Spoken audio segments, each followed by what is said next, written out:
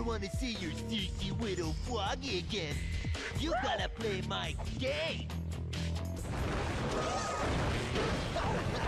Take that, man. I'm gonna get you.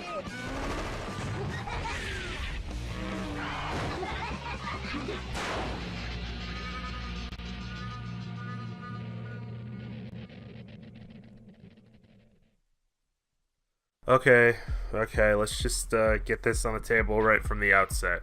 Despite my tone and demeanor, Twisted Metal Small Brawl is not a bad game. It is, however, a game I am entirely indifferent towards, but I'm getting ahead of myself.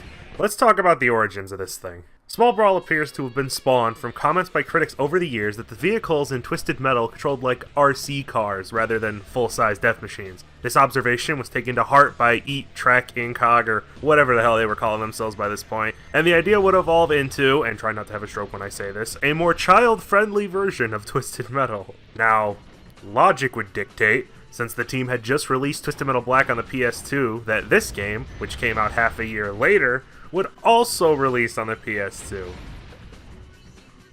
But it didn't. Small Brawl is actually the 5th game in the series on the PlayStation 1, and I have no idea why. It would seem the original idea was to use the engine from Black and make Small Brawl for the newer system, but for a reason that has been lost to time, the Twisted Metal team decided against it, and instead opted to create another entry on the little gray box. So, what's this game about? Well, since a sadistic half-demon with a burnt face and taste for deliciously dark humor isn't exactly child-friendly, the Twisted Metal Tournament is now a Robot Wars-style RC car competition held in a small suburban town by the local bully Billy Calypso, which is an unexpected reference to the original Calypso's real name. He still offers the winners a wish as a prize, and I'm not sure I want to even try and theory-craft a reason why a 12-year-old would have magical powers, so we're gonna move on. The contestants are a strange mix of new and familiar. Most of the vehicles are simply radio-controlled versions of our typical Twisted Metal regulars. Sweet Tooth, Warthog, Crimson Fury, and the like, while the drivers, our, I guess, controllers in this case, are younger interpretations of the usual cavalcade of mentally ill misfits. This is where I would bring up the contradiction of a young Needles Kane again, but I don't, what's the term? Care anymore?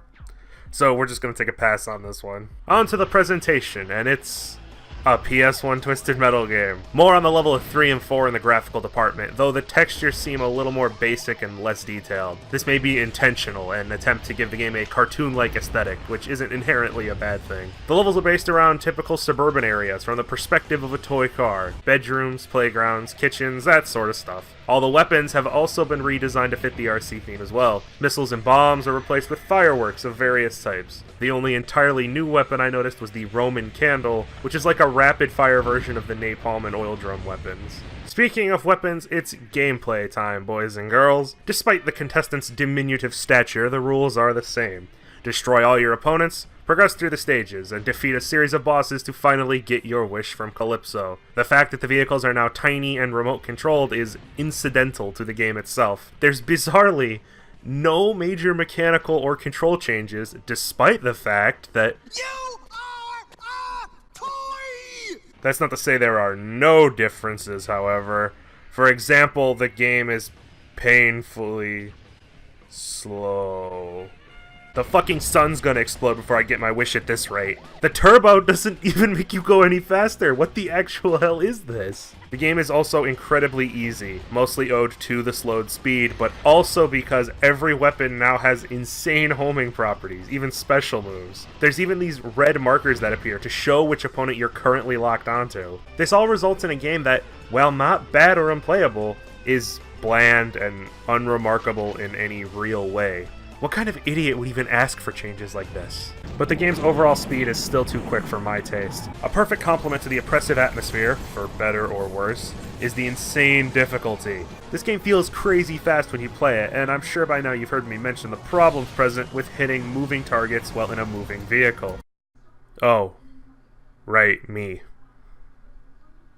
bullshit. For the record, Small Brawl is far too much of a correction, even for me, as someone who finds most of the other games a little unwieldy to play. I think there is a middle ground between Black's intensity and this that doesn't result in Baby's first car combat. Though I do suppose that's the point of the entire game now that I think about it. Which is strange even as an idea. You just released Twisted Metal Black, a dark and horrifying game that would probably traumatize a younger player, then try to get young people interested in the series by making Small Brawl, knowing that they're certainly going to see Black on the shelves and try it if they liked Small Brawl. What the actual hell, guys? I wish there was more information or interviews floating around about this game, because it's so confusing on every level and we don't know anything about it.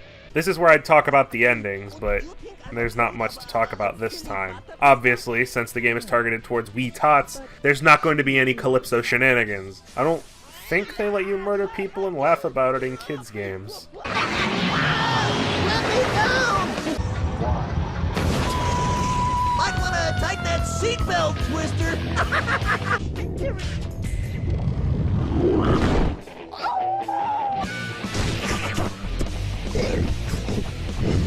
Most of the wishes actually backfire on Calypso himself, with most of the drivers wishing for something that will help them get back at him for being a bully. With one notable exception. Axel is in this game, which makes sense as he's a Twisted Metal staple by this point. But how do you make a child equivalent of a man strapped between two wheels? Well, you put him in a wheelchair, of course. And what would a kid in a wheelchair wish for? The ability to walk. Hey up, Calypso! You said you can make me walk! Alright, alright. Keep your shorts on.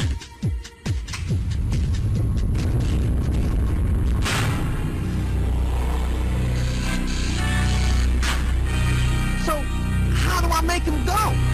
You don't. Whoa!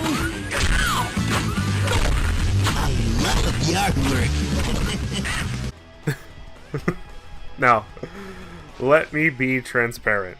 This ending cannot be unlocked in the final game, though it is still present on the disc. It was cut for, you know why it was cut. All the kids get their wish and get revenge on Calypso except the disabled kid. Yeah, I don't think that would have gone over well. I'm gonna be honest, I'm not super proud of this chapter. If it sounds like I'm repeating myself by this point, it's because I am. This is my 6th time in a row describing an ostensibly simple series of concepts, so I apologize for my repetition.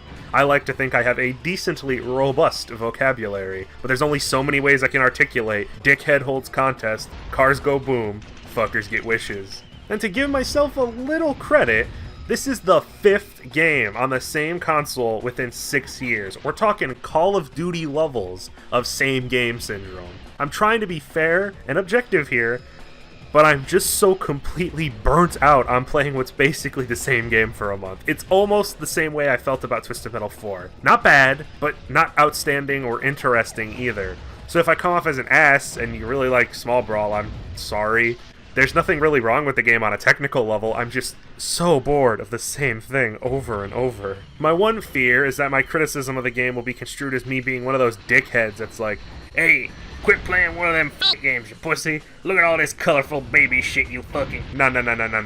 That's not what I'm getting at. My problems with the game have nothing to do with the fact it's designed for a younger audience. I've got no problem playing kid-friendly games. I just keep harping on it because I have no clue why such a path was chosen, and it's amusing to me. It's just a weird decision that I can't get over it. It's so fucking weird. Maybe they just wanted a break after the soul-crushing depress fest that was Twisted Metal Black. I can't really recommend this one to anybody but hardcore fans of the series, and even then, it lacks the trademark story and difficulty, so those long-term fans would find the game probably boring because they're so adapted to Twisted Metal at this point that a simpler, easier version of the game seems pointless. But I can't find myself recommending this to newcomers as it would probably turn them away from the franchise, so I'm not really sure who this game is even for. Ugh. Anyway, with this little diversion out of the way, we should be getting back on track. Back to the classic Twisted Metal timeline, where I'll be tackling the next game head-on. Tackle the game head-on? Is that supposed to be clever? Who the fuck writes this garbage?